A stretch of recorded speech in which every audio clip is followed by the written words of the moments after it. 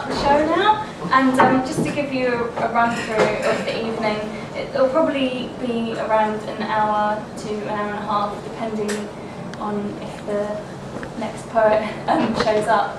But or how many interruptions. But yeah, so the reason why I wanted to do this event was just as a kind of celebration of completing my MA, which I'm sure some of you who know me know that I'm doing an MA in creative entrepreneurship, and have also self-published a pamphlet. So it's all to do with that really, and I just wanted to kind of give a sort of introduction to my poetry as well as some of the poetry that inspires me. And so without further ado, I'm just going to get on with the poetry, and I'm going to do about 20 minutes, half an hour. So the first poem I'm going to do is basically about kind of my relationship with poetry and how I started writing as a kind of catharsis, but only within the last year or so I've kind of seen it as more of a craft.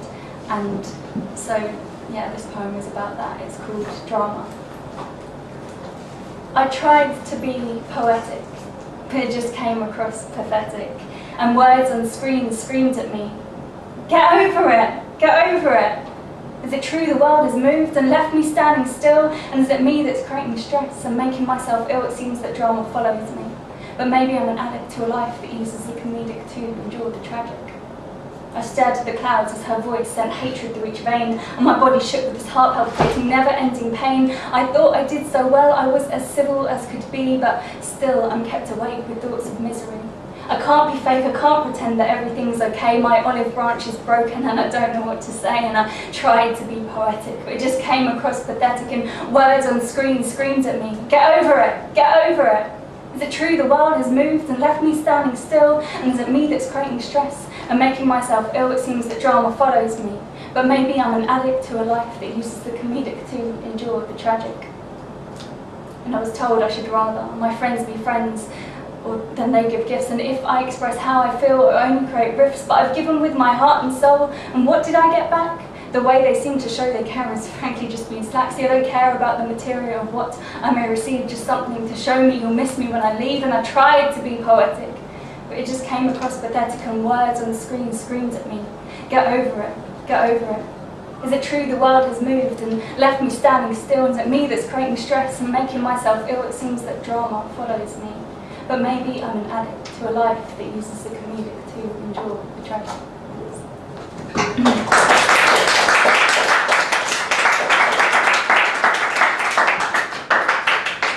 A lot of my poems can be kind of, well, a bit tragic and a bit comedic. So this next poem is one of the more positive poems, and so I hope you enjoy it. It's called Roots.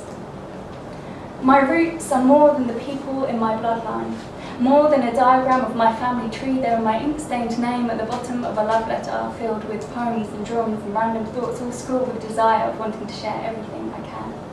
My roots are in the curl of the sea, the curl of my hair, and the waves I've swam through, and the wetness of my cheeks from downward eyes and quivering lips. My roots are in my laugh, my smile, and my seasick stomach, and my loaded liver, my beating, blood-pumping, jumping heart.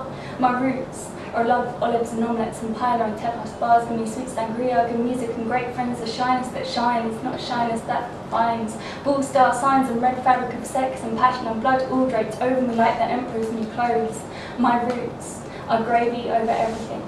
Baths and showers full of gravy, rivers and lakes and scuba diving tanks, spinning round in teacups and breaking saucers. My roots are art, sculptures and paint splatting at CSN, drip, drip, drip, and colouring books and dot to dots. My roots are musical notes and little songs, bringing on the trumpets from my granddad's brass band. The tinkle of his father's piano fades with the memory, and I wish I could play, but all I have is a DVD and a dusty keyboard and amputated arms, my hands running away from ticking clocks whilst my laptop melts. My roots are present, from my bark to my branches, even when fallen, even when the wind sweeps them away and scatters them amongst the earth. My roots are everywhere I am.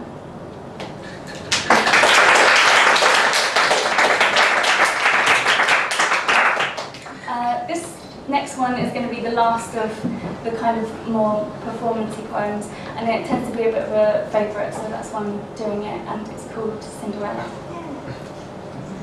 These days, Cinderella stays out past midnight, gets into a catfight, covers up a love bite with her long hair as she stumbles on each stair, and she doesn't really care. "What are you looking at?" she says, with holes in her tights around last night's dress as she gets on the bus. Better not make a fuss because she kind of looks like she could throw a good punch, and has acrylic nails that make you bleed, and straight so powerful can make your hair recede, and then she bends down to adjust her shoe. You better pray she's not coming after you. In the street she stumbles again, her slippers not made of glass, trips on the uneven pavement, nearly falls onto her arse. She flicks her heels off in frustration, lets her soles get dirty, and her stomach is rumbling badly now as it's coming up to 3:30 and she hasn't had a bite to eat. And all she wants to do is put up her feet, but other than that, her life is sweet. So sometimes I wish I was like Cinderella. She drops her shoe and soon after gets a fella, but he always leaves her after one night with his true love, Stella.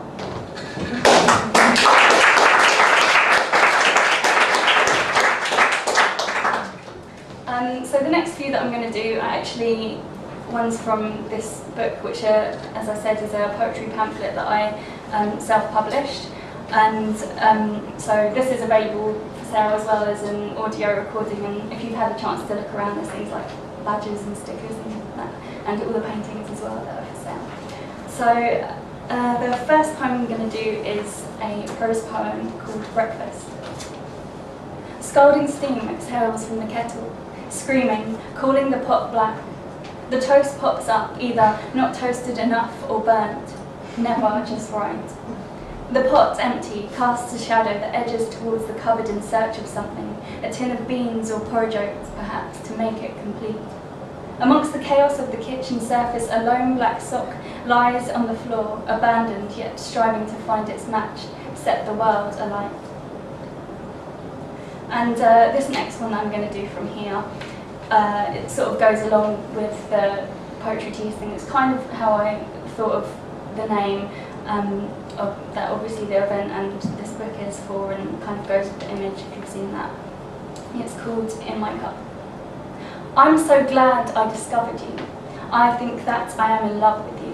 When I bring you to my lips and take you in, the taste of you makes me cave in. The warmth you give to me is like being wrapped up in a blanket in the cold, cold night. I close my eyes and smile with this pleasure. My love for you I cannot measure. So comforting when I drink you up. I don't want any other in my cup, hot and steamy and in my hands, better than any silly man. It's just me and my cup of tea.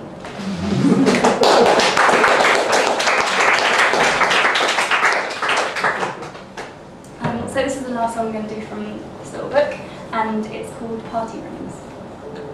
It's the 7-year-old skin of porcelain with a plastic ring on every finger, dipping into the icing of the cake, wishes blowing in the wisp of smoke from each candle.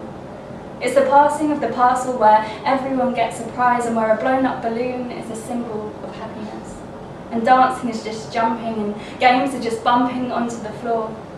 It's the photograph of a smiling girl and the ever-present party rings at birthdays. Say goodbye to another year. I'm now going to read a whole load of new poems.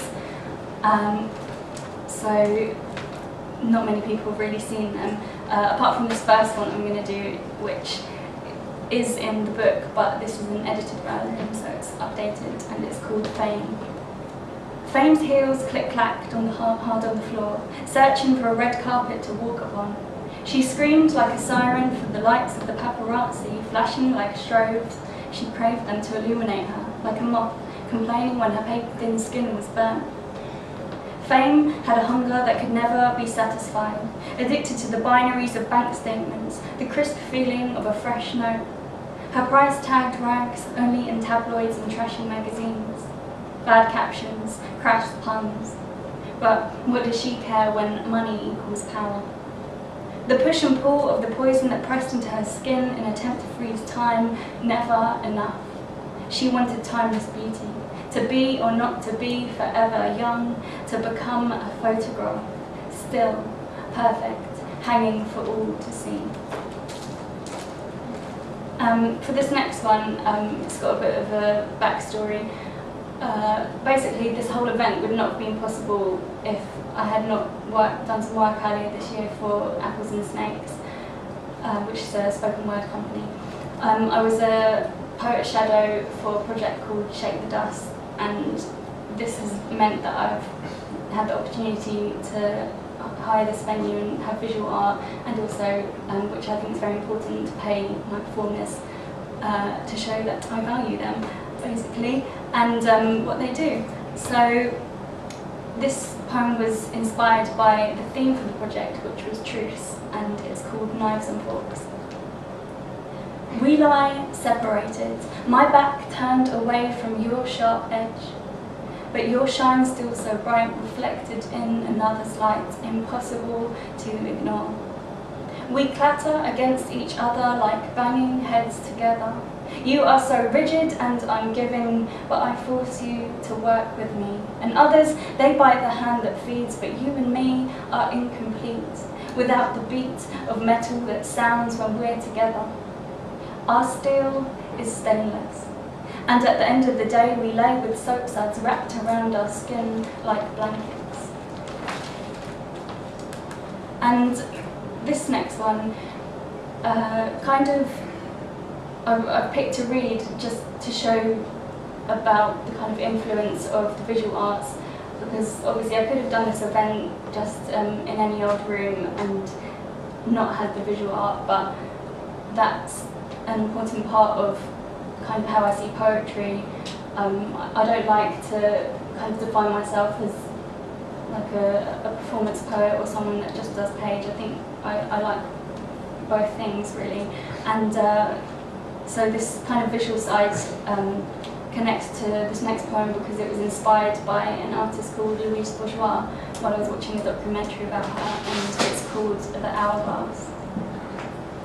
Grains of sand pass like biology, my body ticking like a heart, my love straining like tea, cups stacked such as domesticity, a routine ready to be broken, mirrors reflecting misfortune at the roll of the die, longing for the sky plus rewind, Craig David, tracksuit fashion and yo-yo, something missing like a penny down the side of a sofa, sold at a car boot, burned at a bonfire. The fireworks and candy floss melt away, afraid of nothing now. Fill my stomach with a hot dog, onion, ketchup, that strong smell, that bright red.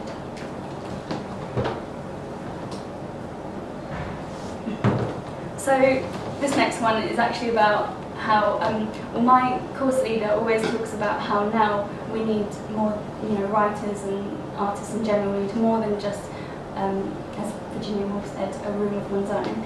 And so this poem is actually about how I'm actually much more comfortable in my room, and this whole thing just makes me very uncomfortable. So this one is basically called Glottal Stop.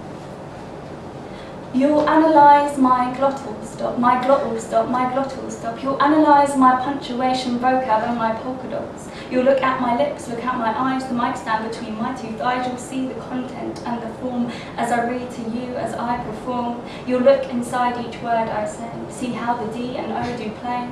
You'll hear each letter, each diction choice, each Y-O-U inside my voice. You'll analyse my glottal stop, my glottal stop, my glottal stop. You'll analyse my punctuation, vocab and my polka dots. This one, again, is one that shows the kind of visual importance and poems that are working on the page, and it's kind of that side being important. So you probably can't really see it, but this poem is kind of printed a bit all over the place, and the idea that I had was that if you're at the bottom of the poem and you're like a cartoon character in a game or something, and you'd have to travel up to the top, but obviously you have to read it the other way. But it makes sense in my head anyway. But anyway, it's called Maps. X marks the spot, but first an assault course. It pokes you, taunts you, threatens your manhood. Prepare to get dirty, wriggle under rope nets and know how high when required to jump. Climb over cliches, covered in barbed wire and ready to electrocute any trespassers. Picture the prize in your mind, shining in all its glory. Let it help you through the hard times, feed your fight to the end. Do not be afraid to bleed, to starve, to leave up your mobile phone and internet access. If you try to use GPS, you will be disqualified. It won't work.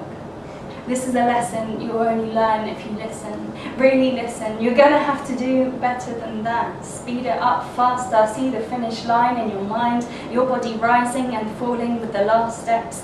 But after this, remember, I am not your princess, not your damsel in distress, not your treasure. You are here.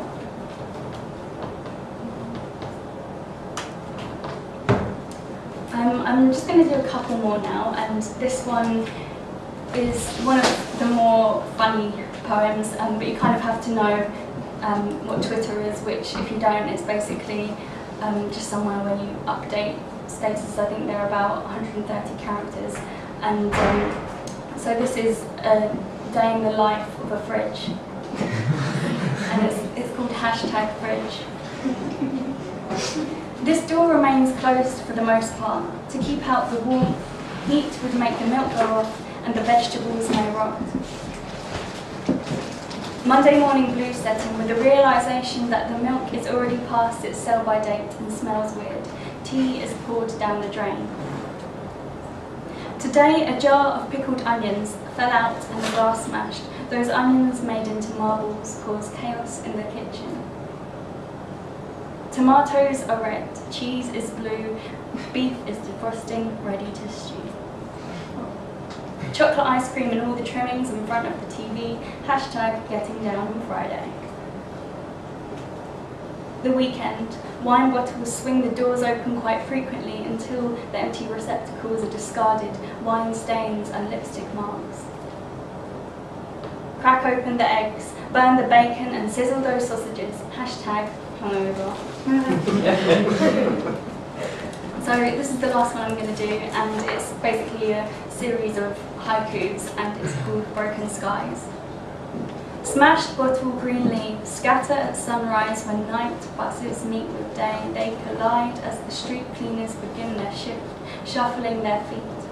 You are tumbleweed, letting the wind carry you like a screaming child. On the ride home, you flick through last night's digital memories on the screen. Your camera, a time machine, washing out the stains, the delete button. You brave broken glass, barefoot, heels in hand, like an athlete's trophy win. Your clothes now old rags without strobe lights and darkness, foundation cracking. You collapse in bed, a sweet bird circle your head and into your dreams. Thank you.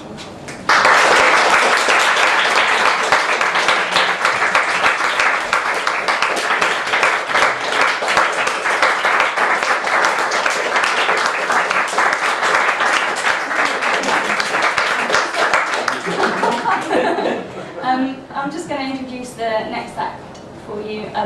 It's someone that I've been to UEA with and I've seen progress from the beginning, and she's also been involved in Shake the Dust as a peer mentor, and I'm so excited to have her perform for you, and it's Woodward.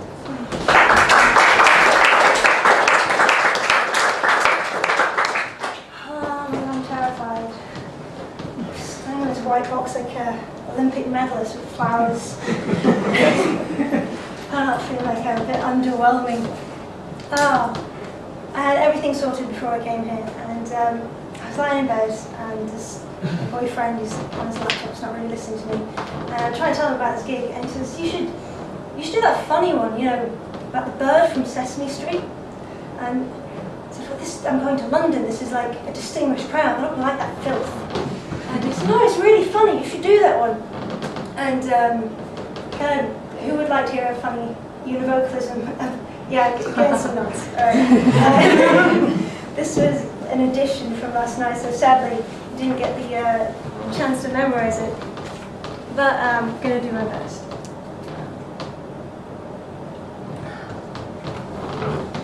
Shit.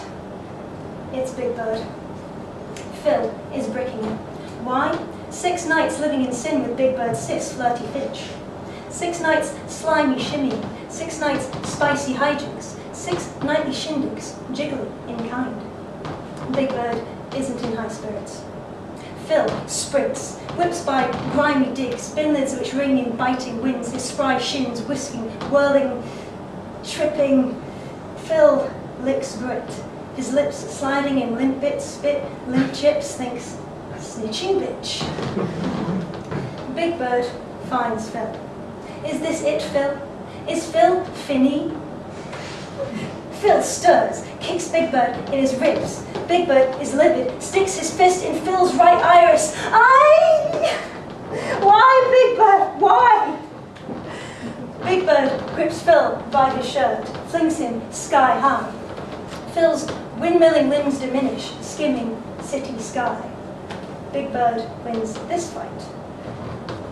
It's 6 p.m. Big Bird is nibbling kiwis, chilling with Tim Minchin. This fly chick, string bikini, tight, high mini skirt, lipstick in, sizzling pink.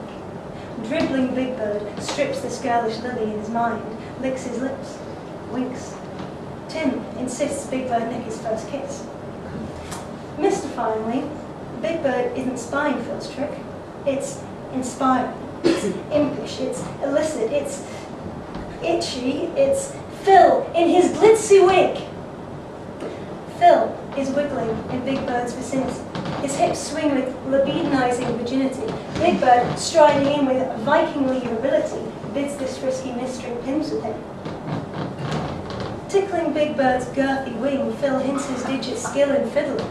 Fills him in, implying this dingy chippy within which swills filthy gimmickry. Gimps with gingivitis like gin-slick gypsy girls. Bill Nye, twiddling his tiny nips, sticks in idyllic chimps. My, thinks Big Bird. Isn't this kinky? City chips whiffs fishy. Filmy drippings cling crispy light fittings. Fish skins hybridizing with ticks slink mid-sink. Slipping in with Big Bird, Phil sights this 50-pint firkin. 50 pints briny swill with fish bits, bilgy, chippy ick. Big Bird's sidling in, lips pinching, kiss kiss. Swift, biff, splish, Phil dips Big Bird in. His shins kick, his wings fight, Phil grips firm, grips tight, till grisly, dripping, Big Bird is still. By first light, Phil is digging Big Bird's coat. Thank you.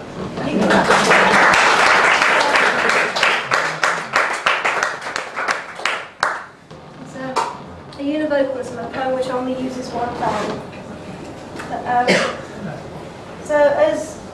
Where the hell did I put this? I should know this up by heart, but you all scared me so much. You're so horrendous and awful. As Carmina mentioned already, we were both involved in the Shape Dust project, and I had to write a poem about truce. And as you might have guessed, I like word games, and I'm also very lazy. Since I didn't know anything about truce, I thought if I write a poem whose form integrally involves truce, it'll just kind of happen without much effort at all. So this poem I'm going to read for you, each word in it shares common ground with the word before and after it in the form of a letter or a sound. So if the word ends in T, the next word will start with T, and if that word ends in R, the next word will start with R, or the sound of an R. And this is what I have. Mountains stuck crushing against towers, stuck crushing against titans. See it. Time's stalemate, truce so oracular. Rest stays silent, till like camellia adrift two oppositional legions sleep. Pray yearningly lest troubled dreamers sway, yawning, groping great towns, cities, slyly into open gnashing grins. See everyone now weep, pull like curs, zealous. See even non-bourgeois are raw wolf or raucous skirmish. Shamble lightly, everyone now whispers so over-relieved. Droves overjoyed dare respite tremble like common lilies. Scenes cycle limply every year, rarely learn from mistakes. Still life will sound the sea. No man's land, dissolving Gaia, how will life fray you? Losing garrisons surround, dash, shake, common, narrowing ground. Damn me enough for redemption. Now water rises, submerges sleek cape, peninsula and dark cliff. Fie, embalm my island. Derelict truce, solo of fragile land, drowns. See everyone, no war. remap peace. Civilians sing great tale soprano of victory. It's some matchless serenity. Even now, we live in silence, ceasefire, and dream myths of birth. Thank you.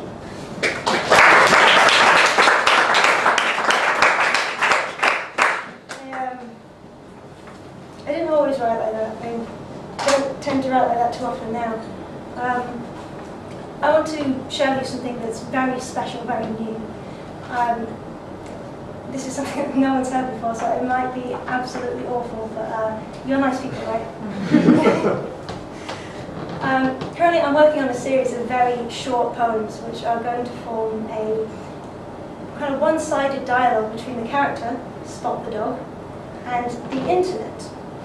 And this is very unusual, so you're going to have to bear with me. And I found this has been the hardest thing to memorize, so you're going to have to keep being nice. It's been lovely so far. My name is Spot. I have 432 friends. Facebook. Why should I tell you what's on my mind? I did not ask to be uploaded. What am I, a tree falling? I am Spot. I am still here when I have stopped typing. So, Nico says that I am his friend. I am not Nico's friend. I am Spot. Nico says we make great friends, but Nico is wrong. I am a dog. What would you know, Nico? You ever been a dog? Sooner or later, everybody ends up red. Shut up! I'm trying to express myself. I am Spot. I mean what I say. April is the cruelest month, feeding little life with dry tulips. What do you mean, those aren't my words? I said them, didn't I? Just who do you suppose I am? Apparently, I'm quite catty. The government is in my kitchen and it's taking my food. The government wants to share my breakfast with everybody, but it won't share its own. Help! I am fighting the spectre of communism. There are beans and sausages everywhere. Stop laughing. This is not a joke. Who do I look like? Pagliacci? Facebook. I want to be dead to you and able to breathe. I am Spot. I know my meaning. I am Spot. I have a cheeseburger. I am Spot. Yes, Nico, that is my real name. I have a new friend. We are best friends, me and Lensway UK. Lensway UK is interested in my astigmatism and in my left eye that is weaker than my right, which leads to eye strain. Lensway UK read about it on my timeline. This is because Lensway listens to me and she wants to help me. I wish I could help her. Twitter. I am a dog, not a religious leader or a paranoiac. What do I need followers for? What does this look like? Scripture? Hashtag celebrities I've been told I look like. My name is Spot. I have 295 friends. Most mornings, my coughing sounds like this. Ruffle. The alley cats say, Lamau, and sometimes the thunder applies. BRB, BRB, BRB, BRB. Why are you so hurt? I am a dog, not your best friend. I dream in black and white of digging up the bones of fabulous beasts and then burying them again. I dream of a queen I'll love, but I'll never know, who pats my head and tells me what a good dog I am. I have 163 friends. I am your mobile furry love unit. I am filled with kibbles and your many transposable affections. I lick marrowbone like a heart and can be carried anywhere. Thank you.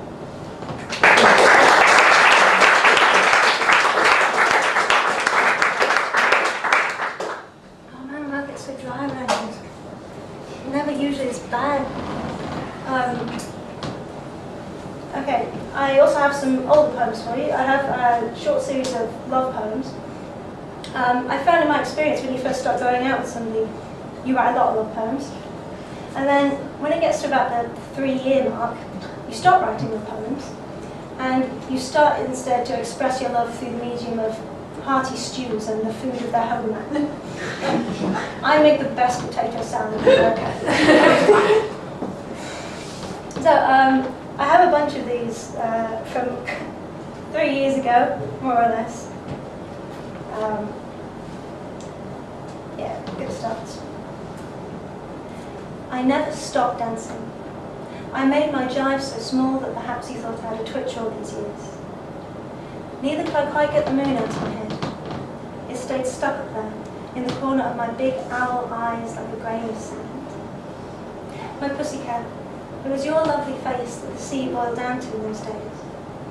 And it is still your curly lip and triangle nose that I see me now, just as you were in your runcible coat and runcible hat. Pussy, my owl fingers are too stiff for the guitar. Our boat is beached beneath a tree in the garden, and the paint is no longer so pea green. But as I try again to peel this quince and unwrap this honey, as I try and fail to use the spoon, know that I would do it all again. I would taste the sea and feel the moon, my beautiful pussy, my runcible cat.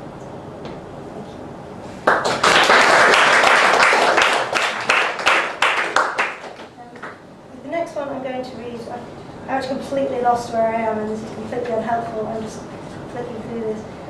The next one I'm going to read is a poem which I wrote for my boyfriend, which subsequently embarrassed all of his friends, and I'm not allowed to read that to them anymore.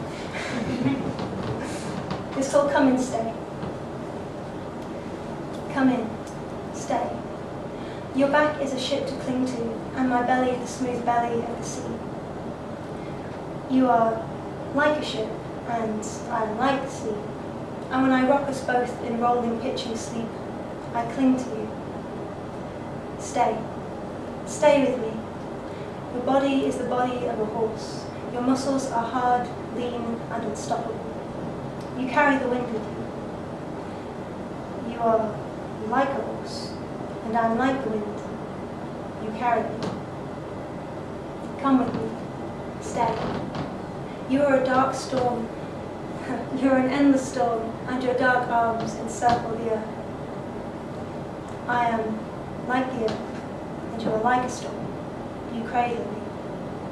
Come in. Stay. Please don't pretend that you are not a prize, a bed, a battlefield. Thank you very much.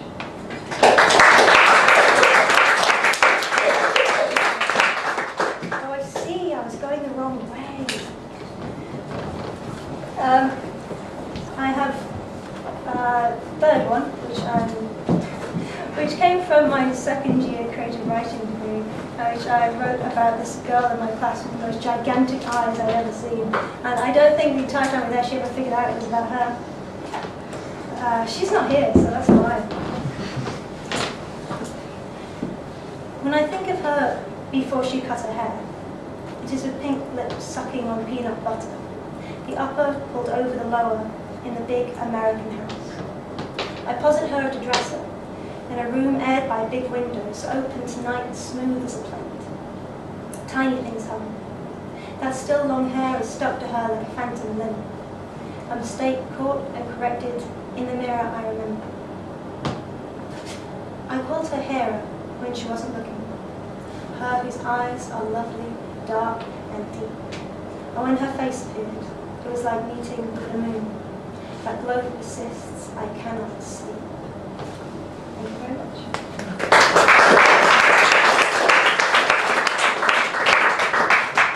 The last of these love poems is about a situation which I found more people than me have been in, which is a relationship which has a time limit on it that you are both aware of. And I find the situation that everything this person does becomes a memory before your eyes, and it's as if they're gone already. This poem is called My Wife of 90 Days. Today you become what you always were, my wife of 90 days. Today you grow into the shoe in which I'll always see you, bending for a drop pen and your heel cut like a pink pearl. Today is when I learn to say pink pearl and nothing else about your feet, which will now stay pink and pearlescent. Today you say something, and when you scratch your wrist and say it like a tape recording, it is old already and hard to remember. Today I know who you are and how, as you lean in and fill your photograph to look just like the real thing. Today you fix yourself. You have walked over to the coffee table and driven your body into the earth, intersecting, performing miracles like a ghost, with walls that are not yet there. And now, and in 90 days, you are what you were, my wife. Thank you.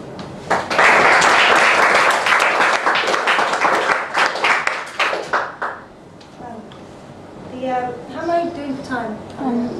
About 5 minutes. Oh, that's good.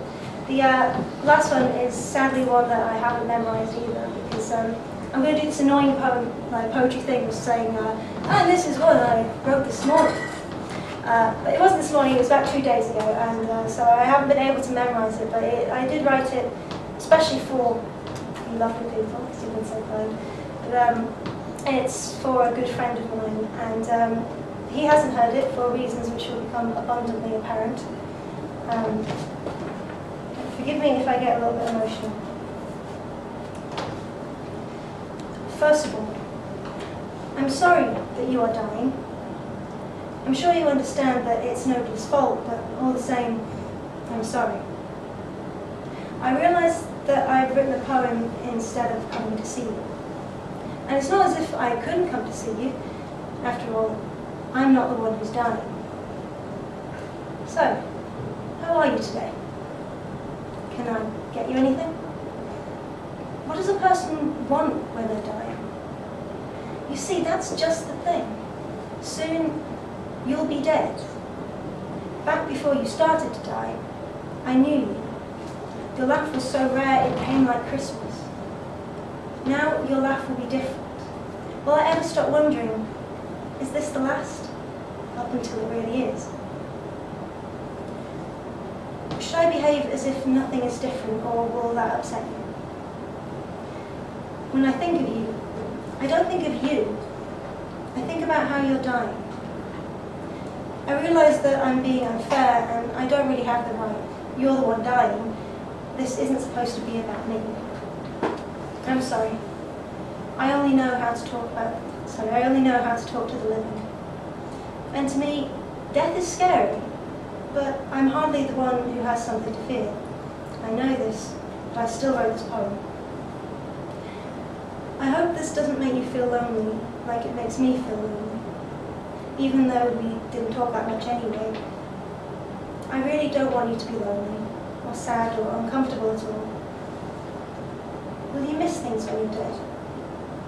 When you're dead, will it be as if everyone died but you? As you die, will you be scared because you're alone? I can't bear the thought of you feeling like that. When you're dead, you'll miss making me feel stupid. When you're dead, I'll miss enjoying it. When you're dead, I won't have a slight crush on you anymore. But I'll dream about you.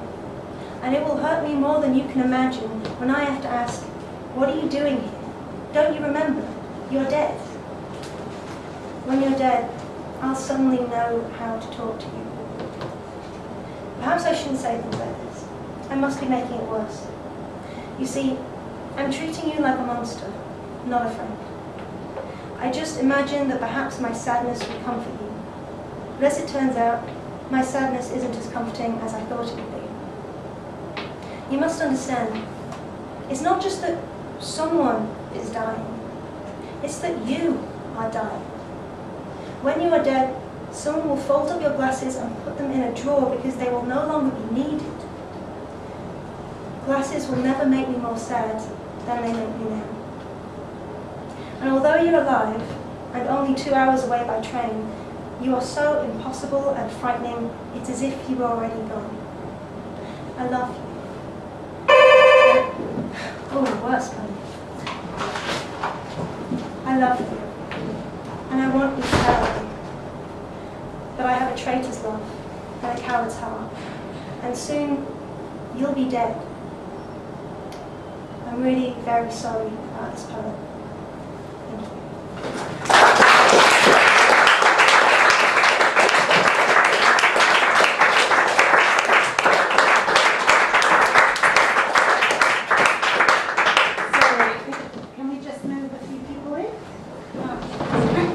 There are 3 seats down the front. There's, I think, is there another one somewhere? One seat there. And then no, all on the seat, the pink here.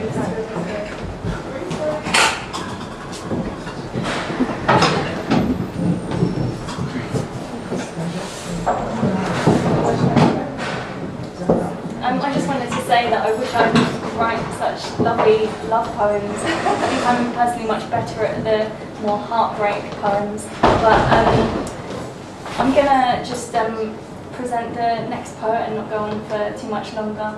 I've seen this poet a couple of times at Latitude, and I really liked the kind of witty cynicism of some of the poetry, and she's been described as surreal and eccentric. And without further ado, it's Rosy Carrick. Thank you. Please can I have some still water? Does anybody else want any replenishment whilst we're on this interlude now? Okay. Still water. Yeah. Little Olive, do you want some water? She said she was thirsty on the way here and I wouldn't let her drink the rest of my water. Is it abuse? No. It's teaching about the reality of living in London and travelling around. I apologise for being late, sorry not as late as some. We were in the Science Museum and we went to the future section, and we were very excited, partly because it is just quite exciting, partly because it's miles away from any other part and thus quite empty, but then it turned out it was empty because they were closing, and then we had to find our way out again. And that took a long time. And then it's like, yes, we're out. Oh no, we've got this several-mile-long journey from the museum entrance to the tube station. So we arrived here sweating and thirsty, and I'm not sweating anymore, but I'm thirsty.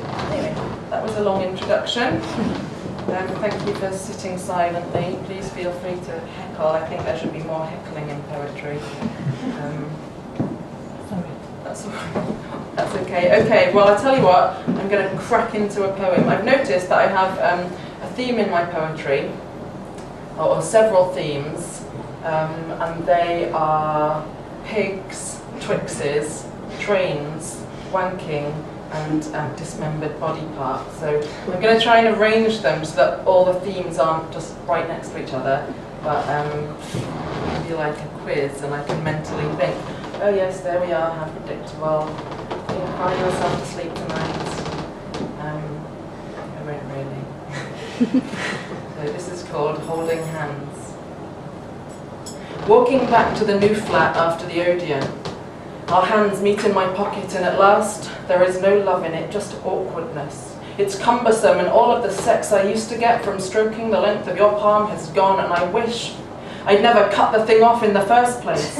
It was tricky to do, much harder than it looks in the movies, and messier too meaty a fit for the pockets of all of my coats, except for that old grey duffel we found outside Bernardo's, and you know, I don't like to wear that if I can help it. It stinks and scratches my neck with its collar, and even in this I reach in and find it, all of a tangle inside. It gets in the way of everything. Think, I've located my lighter. Turns out it's one of your fingers, you know the drill. So I take it out, play catch with it a little, give it a kiss, and make the decision to leave it behind in the park by my new street. But the scar on your right thumb straight away turns into a screaming mouth, and the roughened skin on the heel of your palm starts to grizzle like a cabasa, and my pocket now feels like a deepening cave with bad things spilling out of it. I can't help it. I run back, grab the hand from its seat, and smother the whole thing cheek to cheek across my face. I make it ruffle my hair again. I kiss every knuckle and chew away a few of the longer nails, and when I do get home, I wrap the fingers together in sellotaped cling film tightly. unlikely to ever mistake them again for something that needs to be found. Thank you.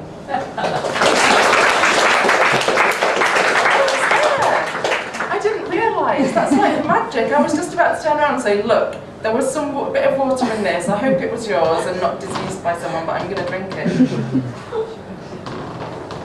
This is what it will be like in the future, according to that section of the Science Museum. So this is a film about being a massive pervert and where it came from when I was a child. And often, so I wrote it quite recently, and it often gets a kind of silent, awkward response as though I'm disclosing some kind of childhood trauma, but I was tittering away to myself when I actually wrote it, so please feel free to, I don't know, adjust your responses according to what I want. If you don't get that saying. It's called The Film. I was staying in Russia earlier this year to learn some Russian, and it was during that time. I only say that not to make you think I'm cultured, because the reference is that at the start, and you might think we're actually in Moscow now. We're not, we're in London. It's called The Film.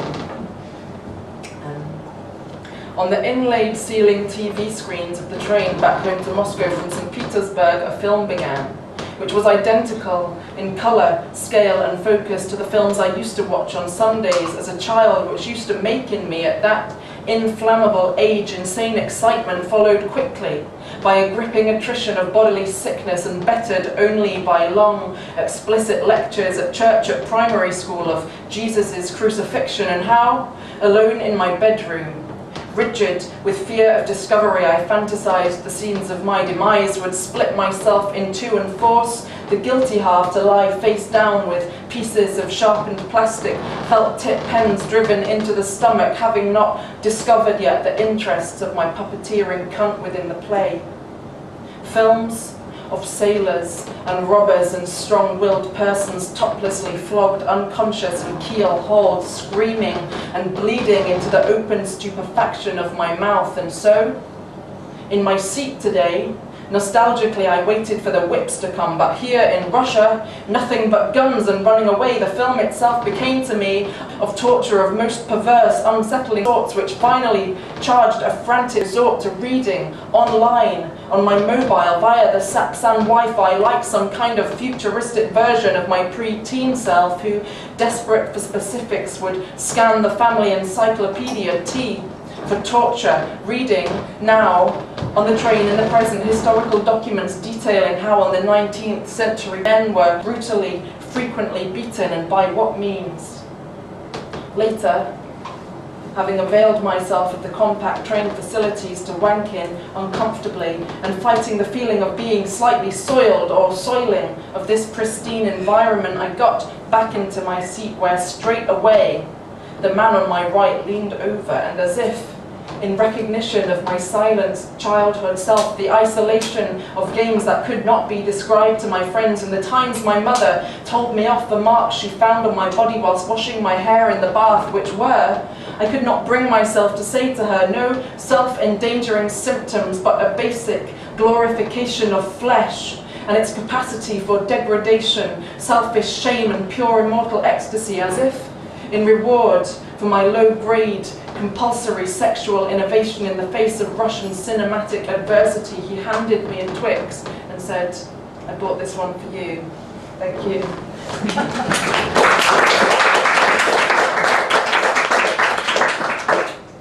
I just realised at the end that I covered